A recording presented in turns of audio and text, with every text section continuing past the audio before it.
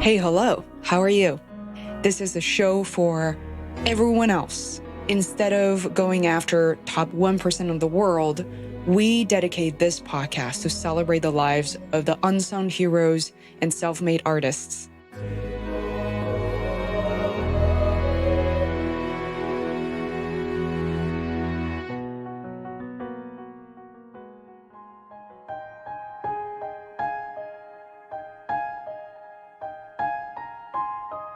The common human being has really no idea what to do when death starts knocking. And it's really a tragedy. It's a dearth of information. It's a serious vacuum, and we must fill it. Oh my gosh, I'm terrible. I'm a terrible doctor. What am I doing? But it was that complete release of humility that allowed me to then start to build up again. I think we should be talking about these realities of what is valued in medicine. How do we value ourselves and what we bring? And even here, I'm sort of showing my own struggles in this world of palliative care, where I sometimes wonder, am I as relevant as I used to be when I was in the ICU? Indiscriminate use in everybody, the elderly, the aging, the metastatic cancer, the dying. We use these machines to keep bodies alive, every and all people, without any conversation, without any questioning, without any discussion and information transfer. And that is what's led us to this incredible public health crisis of very, very bad, mechanized, over-treated deaths.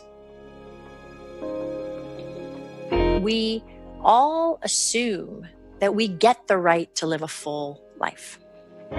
And one of the things I guess that I've learned from my work is that I'm no more entitled to live another day than anyone else.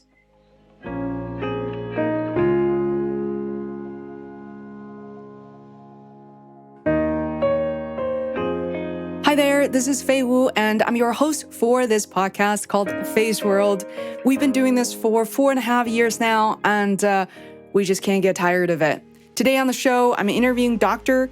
Jessica Zitter, who is a national advocate for transforming the way people die in America and is the author of the newly released Extremis, Finding a Better Path to the End of Life. She's a regular contributor to the New York Times, and her writing has appeared in The Atlantic, Time Magazine, Journal of the American Medical Association, The Washington Post, and many others. Her work is also featured in the Academy and Emmy-nominated short documentary, Extremis, available on Netflix. She appeared on CBS Sunday Morning, NPR's Fresh Air with Terry Gross, The Doctors, on and on. She is the third presenter we've interviewed from Dr. Robert Lefferts' Palliative Care Memorial Lecture, right here in Boston, Massachusetts, inside Mass General Hospital at the end of each year.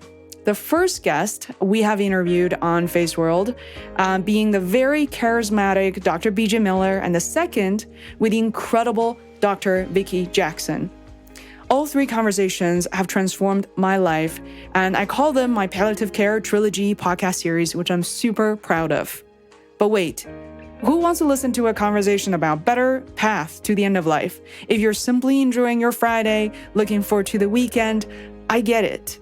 Death is never a popular subject, and it's never an urgent topic until it is, when yourself or someone you love face this traumatic transition.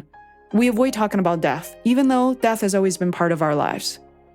If this is the first time for you to learn or even think about the path to the end of life, well, Dr. Zitter is the perfect person to hold your hand through this body of knowledge. She's one bubbly, happy woman, one hell of a doctor and teacher. This conversation, however, goes beyond palliative care. As a woman in medicine and media, I had to find out about the pressure and the resistance of her choosing such a path that isn't quite typical for a doctor. More doctors have chosen to share their knowledge these days in a more social and relatable way. At the end of the day, their knowledge isn't just for the other doctors, but to benefit people, patients, and families like us, right? We then warmed up to this difficult question, which is, How have you been judged by others since pursuing such a public path? This is especially true for women who begin to share their voice, point of view out in the open. The public can be so harsh, so why do it? Dr. Zitter has a lot to teach us. So I appreciate you for being here, choosing us among many other incredible sources of content and podcasts and stories that are free and endless. I do believe in faith, and I want to thank you for crossing path with us. Without further ado, please welcome Dr. Jessica Zitter to the Feisworld podcast.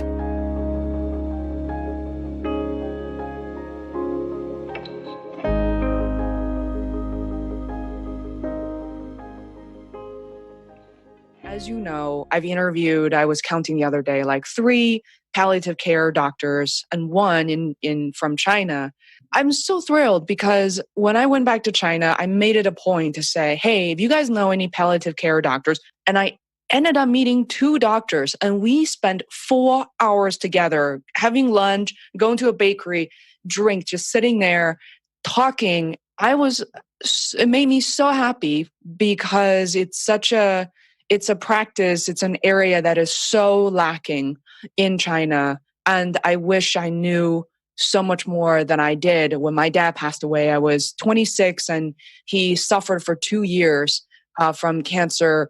And I wish I knew. And all of a sudden I made it a point that out of Feisworld podcast, people said, how are you capable? Or are you even qualified to talk about this? I said, I just want to be a normal person asking maybe non-expert questions. And I want people to be able to relate to my questions and hopefully my the answers from my guests. Well, I will tell you something that I believe that there is a great utility to that, because I just about 3 weeks ago, it was on a Sunday, I was sitting in my house and I started to get a series of phone calls from friends and family. These are all educated, well-connected people in the United States who had someone in their life dying.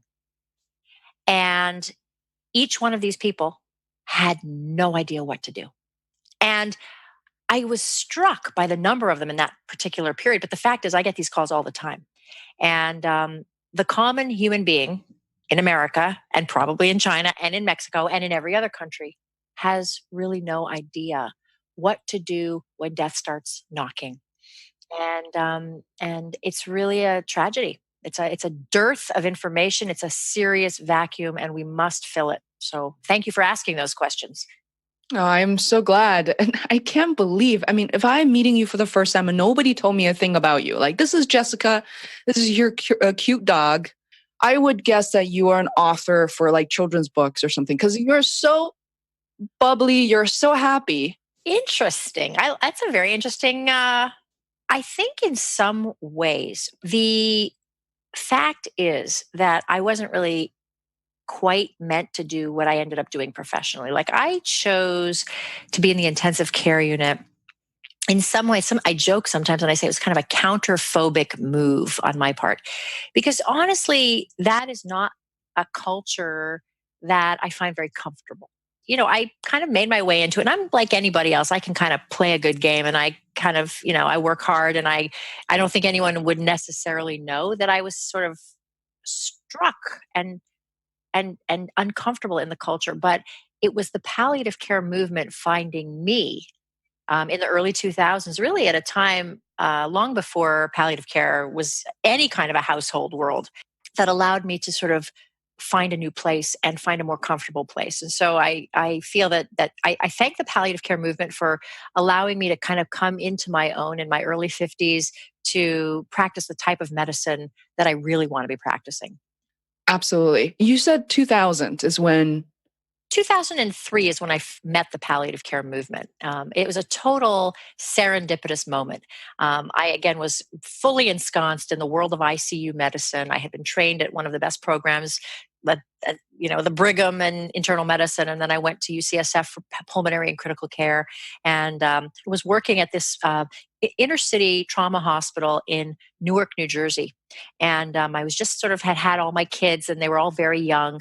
It was hard, but I was working hard and I kind of loved being there in the action. And so it was a moment where, as I was sort of expressed to you, I was having this this sort of moral distress that was very subtle, that was building inside of me, that was partly because my personality is different from sort of typical ICU, and also because I was feeling this distress of really doing something that I could, in retrospect, say felt like I was kind of a widget on a conveyor belt. Like I was just kind of a technician doing things to people without having this sort of human connection with my patients. But I didn't know any other way. And so by, again, total chance and serendipity at this, one of my first jobs in this hospital in Newark, they had won one of these prestigious grants from the Robert Wood Johnson Foundation. Only 4 grants were won in this early 2000s to enhance communication in the intensive care unit. But again, it was a sort of a grant coming out of the palliative, the burgeoning early stage palliative care movement. And many people had applied for this grant, many hospitals, about 450,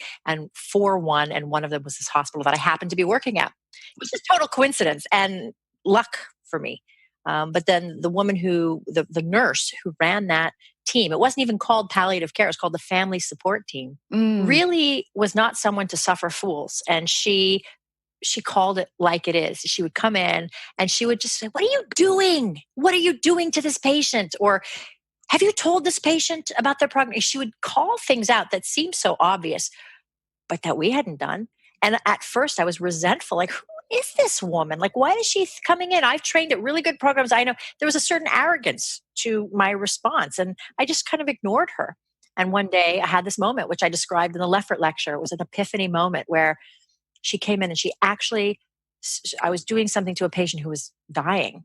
And she stood there in the doorway and she looked at me and she put her hand up like it was a pretend phone. And she said, "Call the police. They're torturing a patient in the ICU."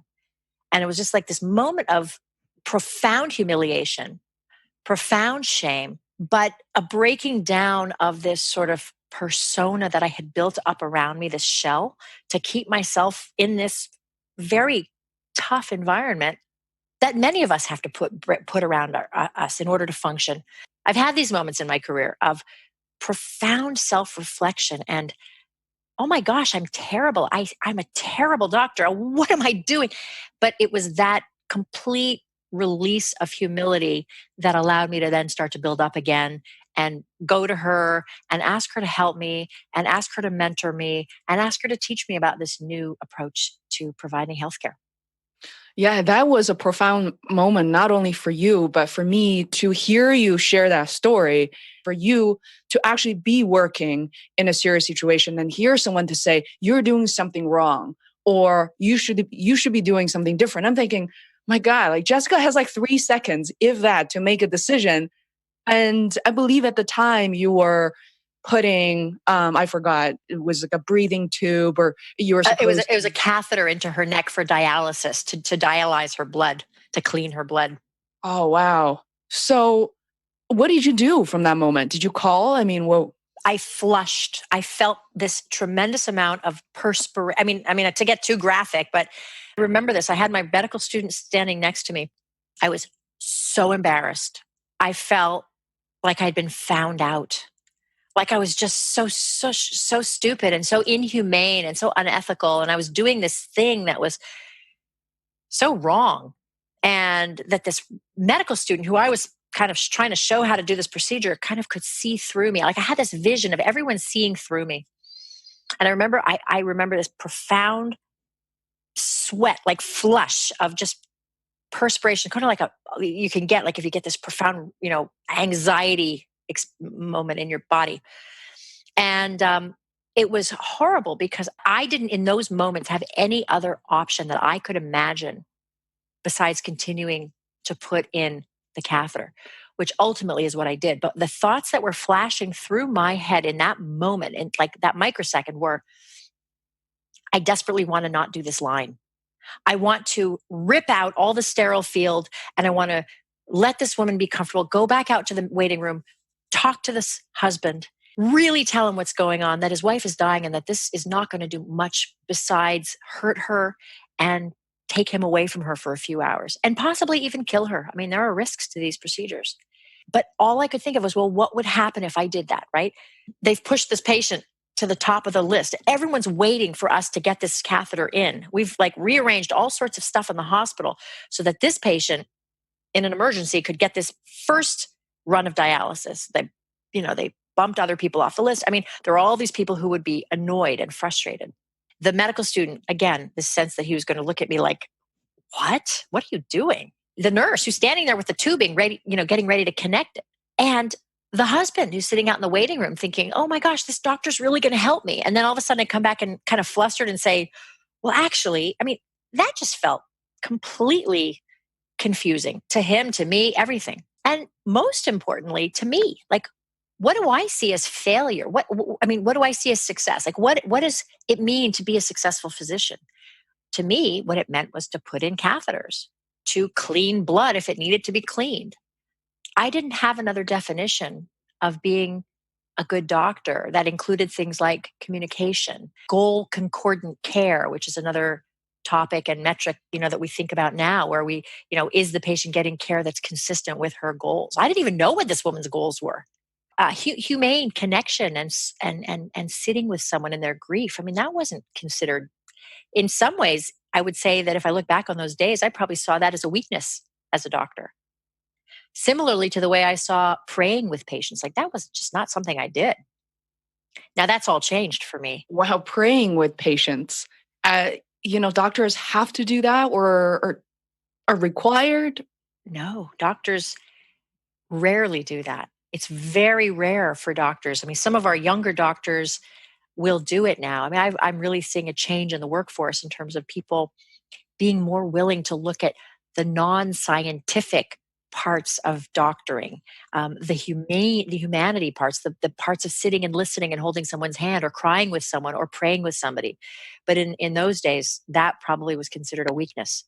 Certainly in my mind, I have a piece coming out, and it's called Being Relevant.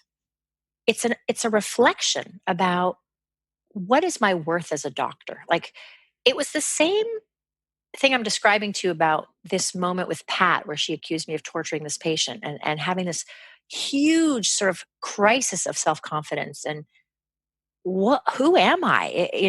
What kind of a doctor am I? Am I just a worthless doctor, inhumane? In some ways, I have a similar crisis as a palliative care doctor. And that's what this article is about. It's saying, what is the relevance of being a palliative care doctor? You work within this team of people who are so competent. You got a chaplain who delivers spiritual care that I don't know, I'm not an expert in. You've got a social worker who is doing so many critically important things that are so crucial to a person's well-being that I didn't even used to think about, but now I understand are critical variables to their quality of life. More and more doctors are getting better at doing some of the pain and symptom management. So I'm not even sure I have such an edge on them. More and more doctors are getting good at communicating. So you don't necessarily need to call in a specialist to communicate. So this article is sort of about, well, if I'm doing mostly palliative care these days, am I really offering that much? And some people will find that offensive for me to say, but I'm just being honest about the things I think about. Like, I go from being this ICU doctor where like your word is sort of God, right? You're the only one who can really make the final call on how to putting this catheter in or using the ventilator. You have a specialized set of skills. As a palliative care doctor, yes, communication skills are something that we are very good at because we do it a lot. But you don't require a degree in palliative care to communicate well. A lot of people can learn it, and there's great communication skills courses that are being taught. Chaplains can be excellent communicators. Nurses can be excellent communicators. Other doctors who are not palliative care doctors can be excellent communicators. So what is my relevance if I'm practicing mostly palliative care? And again, I'm sure there are palliative care practitioners who would listen to that and say, well, and I'm waiting for a response to that article. But I think we should be talking about these realities of what is valued in medicine. How do we value ourselves and what we bring? And even here, I'm sort of showing my own struggles in this world of palliative care, where I sometimes wonder, like, am I as relevant as I used to be when I was in the ICU?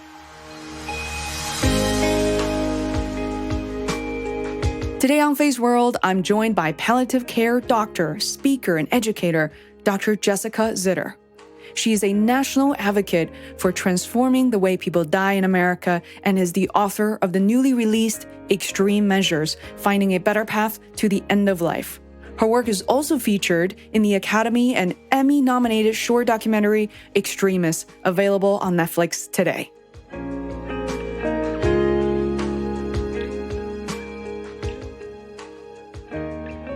I mean, that is really fascinating because I come from my background of being born and raised in China. And there's so much emphasis since we were like tiny little kids of only the subjects only matter if for math, physics, chemistry, all these things. And then, becoming a medical doctor is, that's as good as it goes. It's the most respect you ever receive. And in order to do that, you should be a surgeon. And within that realm, Yes, there are certain qualifications, how much money you make.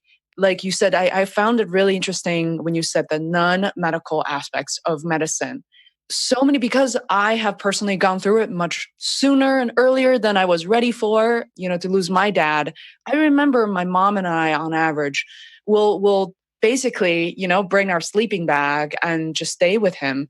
And it was just so much work. We'll take turns so my mom and I could eat and take care of ourselves. But we saw doctors for maybe 5 seconds a day if we're lucky. Instead, what we were faced, as soon as we got back from a lunch after 20 minutes taking turns, we'll see this huge medical bills. I remember one time seeing something for 60,000 RMB, which is equivalent to 10,000 US dollars. And it says, if you don't pay by 2 p.m. today, we'll stop the medication. And that feeling. And then I still remember after 10 years, there's a medicine called Tarceva, which was at the time, 10 years ago, was this thing. And it was free in the US. It was kind of this, I found out later it was free in the US. And that medicine with a tiny little white tablet was 100 US dollars a day. And that was on top of everything else it was taking. And I remember after the fact, the doctor said, this may or likely may not help him. But if you don't pay for it, you're going to regret it because it might save it, might give him another 6 months of his life. And I remember it's just, I didn't even have a word for palliative care, and for me to hear you say this, and I'm thinking the world needs to know that what is beyond medicine. This is more, in my opinion, more important than what these medical equipments should do or could do. Oh, well, you're preaching to the choir. I think there is a business of medicine. It's alive and kicking in the United States. It is responsible for a lot of disincentives or misincentives and truly a lot of non-beneficial suffering. Again, I'm not going to say it's all due to financial incentivizing, but there's many other reasons why we overtreat or we inappropriately treat people, or we treat with non-beneficial treatments just to treat. There are reasons that aren't just lying with doctors wanting to make money.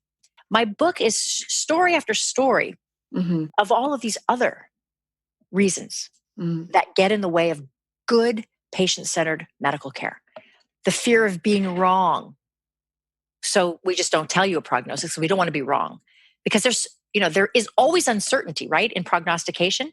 And so why prognosticate if you don't have to? Just keep saying, well, we'll do this, and then we'll do that, and then we'll do this. You don't have to get into this world of uncertainty. Who wants to be uncertain? Doctors don't like to be uncertain. I'm just going to name a few of these things. The fear of conflict. Nobody wants to get into conflict with another doctor. And you have a doctor over there, Dr. A, who wants to do this Tarceva treatment of a patient for whatever the reasons might be. They may be that he'll make money, or there may just be that he doesn't want to have a serious conversation about dying with his patient. And then that's Dr. A. Dr. B wants to talk to this patient about what's going on. But let me tell you that Dr. B, being Dr. B a lot of the time, it's very uncomfortable when Dr. A is going to get really pissed at you for having that conversation. And not only get pissed at you, but then go into the room and say to the patient, hey, that Dr. B, she doesn't know what she's talking about. She's Dr. Kevorkian. That's another. There's countless human psychological reasons why we don't do the right thing And by the way, that's just the healthcare side of it. There's the whole patient and family side of it too. Lots of, there's data that shows that patients don't like doctors who give them bad news. And they like doctors who give them good news, even if that good news isn't realistic. So, everyone wants to be liked. If you don't, if you are acting towards your doctor like, only give me good news. I remember this, I talk about this a lot. In fact, I might have talked about it in the Leffert lecture. A patient who had actually, this happens all the time in some way or another, but this was as graphic as it can get. They had taped a sign in this dying patient's room saying, no bad news. That's not much of an incentive to go in and talk to people in an honest way. Right. So I could go on and on and on, but there's infrastructural reasons why not to do it. There's financial incentives why we just keep treating. There's human psychological reasons why we avoid serious conversations and just keep treating. I could go on and on. This is what I wrote my book about. I realize, where does this fear of dying come from? Because I'm Chinese, and I know, part of the Jewish culture too. We've existed for, our culture indicated 5,000 years. And before then, I'm totally into dinosaurs. So millions of years before us, we did not exist. There was no trace or record of us, but we didn't fear the non-existence. I realized the problem is all we ever know and educated is about living and existing. And, we were told that we're the lucky ones, but you got 100 years as a snapshot of history. It means nothing at all. And it's all over. There are millions and thousands of millions of years after us, and we fear of not being here.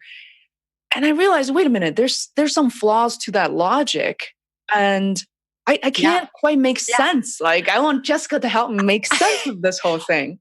It's really complicated. And I what I would say is this. There's certainly part of it that makes sense on an evolutionary perspective, right? This incredible desire, this drive to stay alive. It's kind of what drives evolution, right? It's really a profound incentive to stay alive is what really I think is a part of this. What I also think is that if you look back even into ancient human history, the time of the ancient Greeks, I talk about, this ancient myth of Eos and Tithonus. I don't know if you've heard of this, but Eos was the goddess of the dawn. Tithonus was her human lover. And Eos went to Zeus and she said, Zeus, can you make Tithonus eternal? Give him eternal life. And she was shocked when Zeus said, okay. And as she was walking out of Zeus's chamber, she said, oh my gosh, I forgot to ask for eternal health. And what happened to Tithonus is exactly what you'd expect. His body deteriorated, his mind became feeble, and yet he lived into eternity, with Eos being his caretaker. And the fact that myth exists, and so many others as well, the fountain of youth, magic cures, the fact that those exist in our ancient history, I think is a testimony or testament to the fact that we have this fantasy of perpetual life that is ingrained in us as human beings. And with the advent of modern medicine, 100 years old, it really started in the 1930s with the creation of the iron lung machine. And the fact that this thing was created in the late 1930s or in the early 1930s, they started to use it at Harvard, in a couple of places, then Johns Hopkins, to try and do just desperately to keep these, as that next polio epidemic of the 1930s, 40s, 50s kind of came. They said, let's try and keep people breathing, because we know that polio is a temporary paralyzing or weakening phenomenon that eventually can pass in many patients. Let's try to keep these people alive as a bridge on these machines, as a bridge to health, to them returning to their health. And what happened? It was a miracle. Hundreds of thousands of people were saved who would have absolutely died from polio. And that was the beginnings, really, the 30s, the 40s, the 50s, and then the 60s. Is all of a sudden we had the machinery, the technologies, and the understanding, and then eventually a big army of doctors who specialized in all of these different subspecialties to keep bodies aloft. What was in concept about bridging them back to their health became this basically use of it in everybody, completely. I'm having a spacing out on the word, but indiscriminate use in everybody, the elderly, the aging, the metastatic cancer, the dying. We use these machines to keep bodies alive in every and all people without any conversation, without any questioning, without any discussion and information transfer. And that is what's led us to this incredible public health crisis of very, very bad, mechanized, over treated deaths. It's just really interesting to see, different trends. And what it was difficult for me to watch the Netflix documentary Extremis. And what I thought, the ability to actually see you in a working environment, granted there were a camera and like just family members surrounding you. I'm sure it's not, as realistic as it is. There was a lot of stress on you. I can understand that. I just loved your approach as a doctor of not being overly emotional. It was just so real because you have to treat so many people. I knew it was such a real documentary because you're not pretending to be somebody else. And it was so hard to do because I wasn't even dealing with the dying for my docuseries. I was just trying to dress nice, even a sleeping 4 hour, and then talk to somebody I really love to talk to. And I felt really self-conscious, but there was not one bit of self-consciousness that I could see. It was, the process was really incredibly stressful for so many reasons. The origin story of that movie is that I was writing my book and I saw another movie in 2015 while I was writing my book that was filmed in our hospital called The Waiting Room, which is a beautiful movie if you want to watch it. And I went, it was shown for a big showing for the hospital staff. And after I saw it, I thought, oh my gosh, we have to do a movie in our intensive care. And I was like, how do you do a movie in the intensive care? But I went up to the director, who happens to be the husband of one of the speech therapists that I work with, the speech and language pathologist in the intensive care unit. And I said, Pete, I think you got to come in and this is your next film. Come in and do this. And he's like, wow, that sounds interesting, but I'm doing this other film. He just did The Force, about the Oakland police force. And he was just starting to work on that at the time. But I kept texting him. I would text him, Pete, I just had this great conversation with this family. Oh, it would have been so instructive and so helpful for people to see that.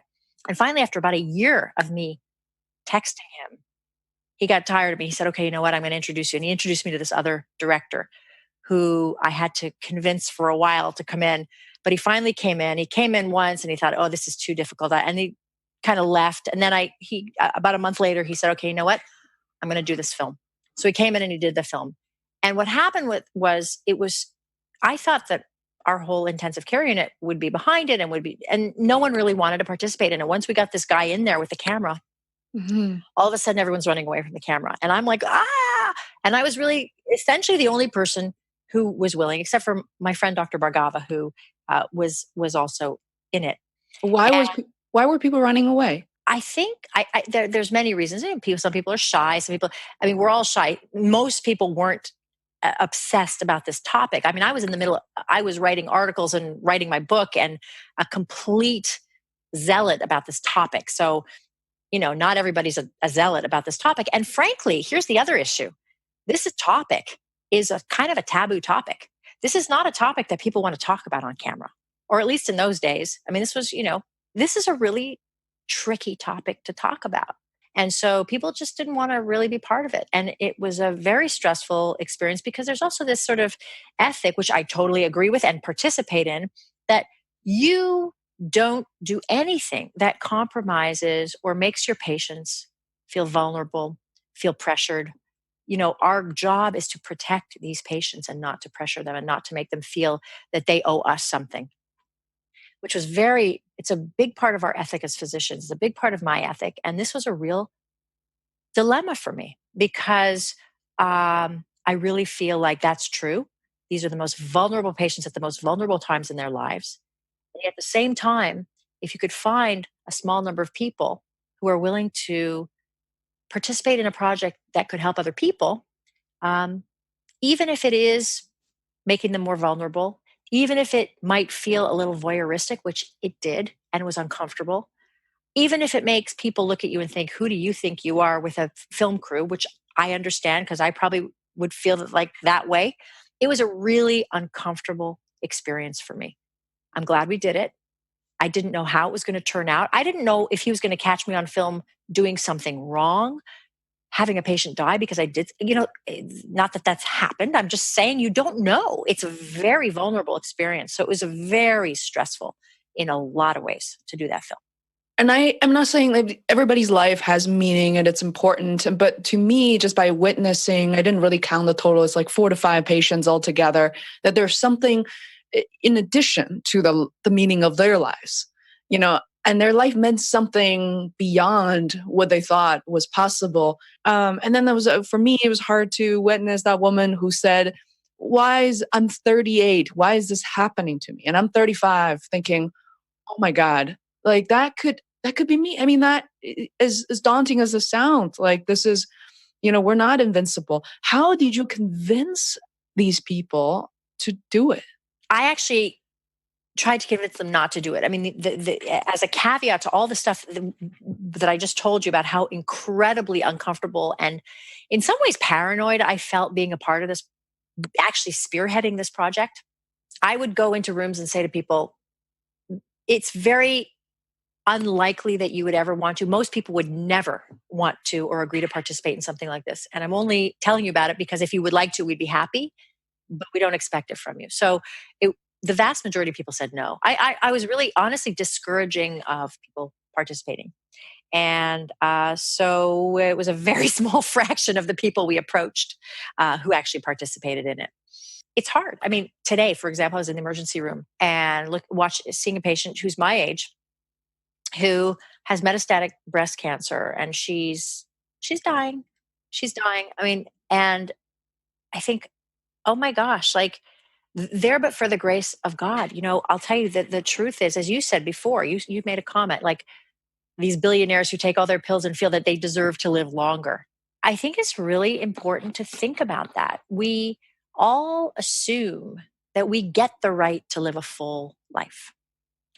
And one of the things I guess that I've learned from my work is that I'm no more entitled to live another day than anyone else.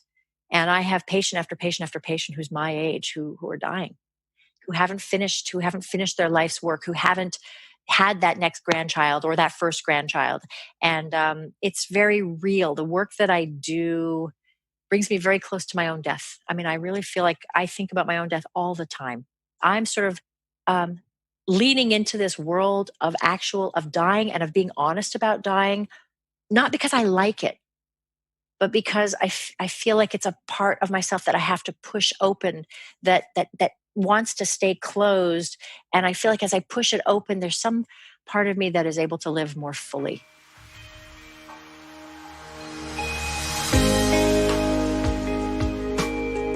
Today on Feisworld, I'm joined by palliative care doctor, speaker, and educator, Dr. Jessica Zitter.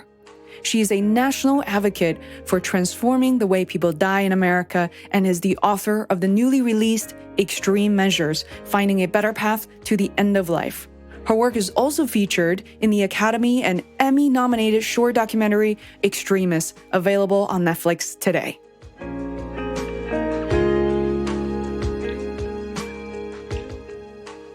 I want you to talk about you being a creator because you're everywhere. You're on Twitter, Facebook, now on Netflix. So you're really out there. You almost become a target for a very sensitive subject, right? It's that you're getting at some of the deep stuff right now. It's funny. I can talk about death until the cows come home, but this is the stuff that's actually the hardest for me. It is hard. It's hard to put yourself out there as a woman. It's hard to get negative feedback. It's hard to have people implying that you're in it for promoting yourself when you're really in it because you're trying to advocate for change of culture. There are a lot of people in this movement who are doing it for other reasons. It's very uncomfortable to be thought of as doing this because I'm trying to promote myself. I'm trying to promote a message. And in a way, that message is coming from me. So I guess you could call that promoting myself. But it is very easy for me to feel shut down and to feel ashamed and to feel embarrassed and to feel like I'm too uppity and to feel all the kinds of things that are said about women who open up their mouths. And getting feedback is tough. That can be very tough. You're getting at the stuff I haven't even really talked about that deeply myself, but there's a certain fear that kind of comes with putting yourself out there about taboo subjects or not, just about getting up and saying something. People, they call them the haters, I guess, but it's tough.